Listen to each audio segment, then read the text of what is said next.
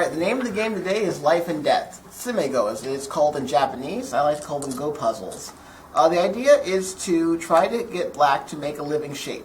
I had an earlier lecture on Introductory Life and Death. You can find on the website where I talk about what two eyes actually are. So if you're still confused about that, go back to the lecture and go over it again so you can understand the concept of two eyes and the idea of an indestructible group. Alright, so pause the video, really think about it. Try to figure out what should black play so that he can live. Pause the video and think about it. Alright, so the correct move in this circumstance is for black to play the Atari. We're going to capture this stone right here. It just has one liberty left here. This stone is caught in a ladder. Now, I also did another lecture, Basic Shapes and Traps, where I talk about the ladder trap and the net trap, okay, where I can capture these two stones. So I can capture the stone if it tries to run away. If white tries to add liberties to his stone, I will block him from connecting with his friendly stones on the outside. White has one liberty left, and so therefore these two stones are captured. Alright, so white can't really run away. If white tries to play here, well, this is self-Atari, right? So black will just take these two stones, and now black has one eye. And since this stone is captured, we can pretty much imagine as if it were not even on the board. If that's true, then these two spaces make an eye as well. So it looks like black has that two-eyed shape we talked about earlier. Okay, so this move helps black live. Do not make the mistake of saying, oh wow, there's a stone in Atari, I better go capture it. That's not a good idea. If you capture the stone now, then this eye is not a real eye, alright? Because part of the eye can be put into Atari. White can go here, and now this stone right here only has this one liberty, which means it's in Atari, which means if black fills this space in, there's no eye. You can basically tell because you have the white stone here, and since we're at the edge of the board, there's no need to have a white stone on the other side. If you're still confused about false eyes, again, go back to my introduction to Life and Death, and you can review it for yourself. Okay, this was a fairly easy problem. You just have to just be careful to capture this. Okay, it's very important you capture this, this stone, so that way you have an eye here and an eye here. Alright, here's a harder one. We have these four black stones here, and they're one move away from being into Atari. So there's got to be some way we can save them as black. Pause the video and think about it. Okay, so this is one of those cases where we want to make sure we Atari from the correct side. The answer is for black to Atari this way. White cannot escape. If white extends, black Ataris the two stones, and now they're pretty much caught in the edge of the board, and somewhere they can go. Because why? Because this is an illegal move. Playing here would lower white's liberties to 0. And one of our rules is we can't lower our own liberties to 0 unless we capture a stone, then we're not really lowering them. So in this case, it makes sense to Atari this way. Do not Atari this way. This is a very, very bad move, and a lot of beginners fall for it because they think that, oh, I Atari my opponent, and then they don't really think past that. Okay, you have to think past what happens when you Atari. You have to think several moves ahead and go. Let me tell you something. Expert players, Lee Chang-ho, I've read an interview of his a couple years ago, and he actually reads 150 moves ahead. So there's some encouragement for you. All right, if black Atari is here, white plays here, now we've got a problem. Right, we've got a big problem. We don't have enough liberties on either side to put white into Atari. If black plays here, this is self-Atari. White is an Atari too, but so is black, and it's white's turn. Black only has this one liberty right here. So we can't play there, and we can't play this because this is also self-Atari. This is lowering our own liberties to 1. So we can't play here because white will take. White takes here, everything's dead. So if we play here, everything's dead. So it looks like white has gotten away. So if we even try to win the capturing race, it doesn't matter. White will turn here, Atari the 4 black stones, and they're all dead. This is a double-sided shortage of liberties. In Chinese, has a really awesome name. I think it's called the golden chicken with standing on one foot. I could be wrong about that. But I do remember a chicken standing on one foot. Alright? So just keep watch of what happens after your opponent Ataris and always count liberties. Alright, so black to play again. As you've noticed, I really switched up the type of problems we're covering. We go from some where they have shortage of liberties, others where we have to capture a stone. It's like a real game of Go. You're not going to always get the same position twice. You got to be able to be flexible and know what to do in each given situation. Alright, so pause the video and think about it. Okay, so the idea here is that black has got these 4 white stones inside. He's got to make sure that his shape is alive. And one way I usually do this, what helped me understand this concept, was to picture what the shape looks like after you capture the stones. So for instance, the correct answer is for black to play here. Alright? Now let's think to ourselves, let's say white took away all of our outside liberties. Alright? And we capture these 4 stones. Okay? Let's just say we capture these 4 stones. Imagine what life is like with them off the board. Okay? This is a living shape. It's a bent 4 shape. 1, 2, 3, 4. 4 points, bent, so therefore it's alive. White can't play anything inside to get rid of these stones. So this is a living shape. That helps us to visualize which stone we should play so that we can make sure that we capture the right stones. Now because essentially here's what happens. If we play like something like this, this is left over. If white plays this, and let's say black captures, take off all 5 stones, is this shape alive? No, it's not. This is one of our dead shapes, okay? White will play here, and now our shape is dead. Okay, so it looks like playing on that spot, this spot right here was actually important in order for us to get the correct shape. Alright, so if it helps, it always helps me in these sorts of situations to try to visualize what life looks like with the stones gone. Alright, so what does life, do I want to have a shape that looks just like this?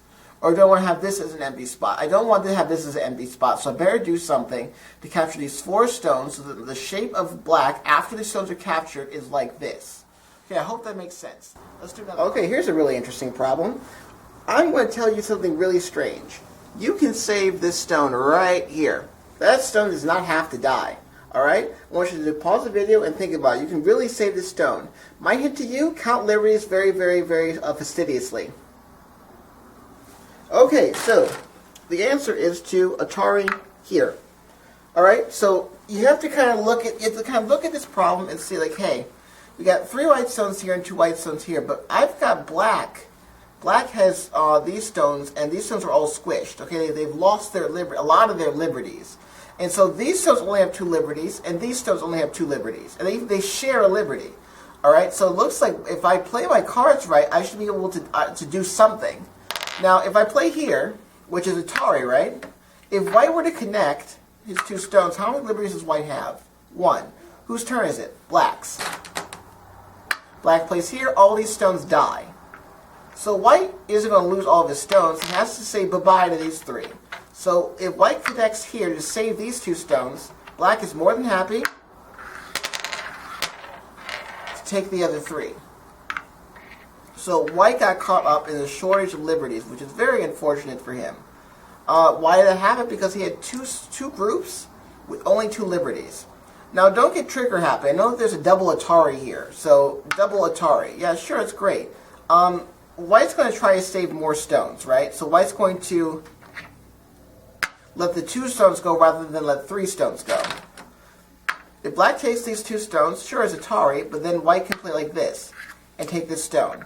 Now, instead of capturing 3 stones, you've only captured 2. So you can do a little bit better than this. Alright, let's keep going. We got lots more to do. I'm going to give you a few more problems, and then we're going to call it a day, okay? So black's got to make that 2-eyed shape, and we've got this nasty little white stone inside of our shape, which is taking away our liberties. So you got to take that into account. This problem is actually very hard, so I hope you know some testrages, and that might actually help you read the whole thing out. Alright, pause the video, put on your thinking cap. The correct answer is actually the empty triangle. Alright, I know. Jonathan, you always tell me not to play the empty triangle. In this case, it's the only move. You have to play it. It's the only way that black lives. White can't play in the corner here, right? It's an illegal move. White plays here, white gets captured. White plays here, white gets captured. So there's no move that does anything for white, so therefore black's alive. The mistake would be to play this. Alright, I know, this looks like the right move. We're capturing the stone, we're putting it into Atari. But now, white has a testagy. In fact, pause the video again. I want to ask you, where is white's testagy? Where is the skillful move that he has to capture black? Okay, great. So the idea is to play here. This is double Atari. This is Atari on these two stones, it's Atari on all of these stones, this chain of stones right here, okay? So what do we do now? Well, we take the stone, right? If we take this stone, remove it from the board, how many liberties do these three stones have? One. They just have one liberty. White captures them. Well, you're like, okay, fine. That wasn't very good. When white plays here, what happens if I just capture the other stone? That's actually even worse. 1, 2, 3, 4, 5, 6, 7, 8. All these 8 stones have one liberty here. White plays here. All of them are captured. All of them are taken off the board. One by one by one. Pretty awful stuff, eh?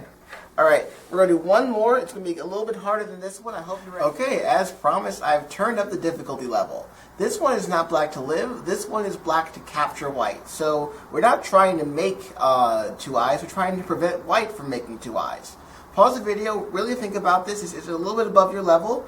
But if you think in terms of false eyes, you should be able to hone in on where in general you're supposed to play. Alright, so pause the video and think about it. Alright, so this actually is an easy problem. Well, first off, this eye here is an eye. Alright, that's an eye. All the points surrounding it are covered by white, so we can't make that a false eye. So the only spots we're thinking about are in here. So let's just use process of elimination. Here is obviously a bad move, right? Because that's self-Atari, white takes, white lives.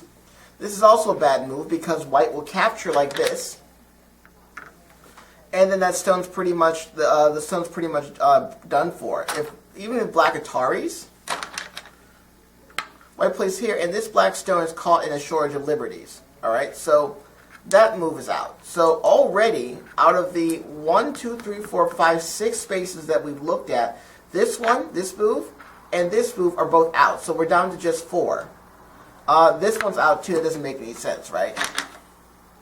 White lives. So now we've knocked out 3. So we just have 3 left. Let's try this one.